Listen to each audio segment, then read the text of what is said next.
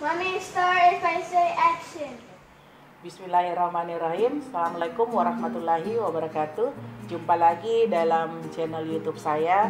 Kali ini saya ingin memberikan tips atau informasi seputar dehidrasi yang biasa terjadi pada anak. Nah, kita harus tahu, ibu-ibu, teman-teman, bahwa dehidrasi yang terjadi pada anak bukan hanya disebabkan karena diare atau mual muntah yang berlebihan, tetapi dengan bermain-main atau anak aktif pun bermain di luar dengan mengeluarkan keringat yang banyak, itu juga bisa menyebabkan dehidrasi pada anak. Nah, dalam hal ini apa yang harus kita lakukan? Tentu yang pertama-tama adalah mengenali dulu tanda-tanda dehidrasi yang mungkin terjadi pada anak-anak kita.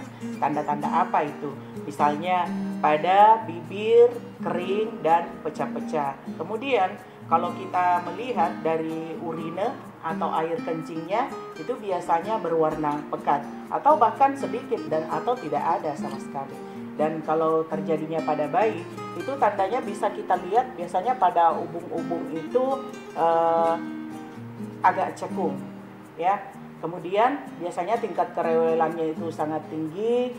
Selanjutnya mungkin dalam hal ini juga demam bisa menyebabkan, atau demam yang tinggi juga bisa menyebabkan terjadinya dehidrasi pada anak. Nah, apa yang harus kita lakukan? Jika mungkin dehidrasinya itu masih pada tingkat yang ringan, maka sebagai orang tua tentu kita harus siap dengan memberikan hidrasi. Apa yang harus kita lakukan? Dengan cara memberikan larutan gula garam dengan menyendokkannya sedikit demi sedikit. Jika anak kita tidak mau atau bayinya tidak mau, maka itu bisa digantikan dengan memberikan susu yang encer atau jus yang encer, ya, secara sedikit demi sedikit. Namun kita pun juga perlu mengenali jika seandainya dehidrasi ini sudah berat. Nah, apa sebagai orang tua yang harus dilakukan? Tentu dengan segera harus membawa anak kita ke dokter. Di dokter pun nanti akan dievaluasi sejauh mana tingkat dehidrasi yang dialami oleh anak kita, tentu dengan cara pemeriksaan yang lebih lanjut.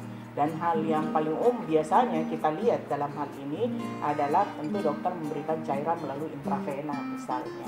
Nah, ibu-ibu harus waspada.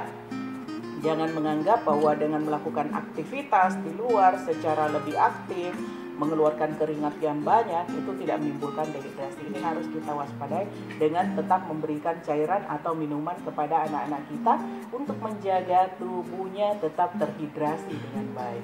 Demikian informasi yang bisa saya sampaikan. Billahi taufiq wal hidayah. Wassalamualaikum warahmatullahi wabarakatuh.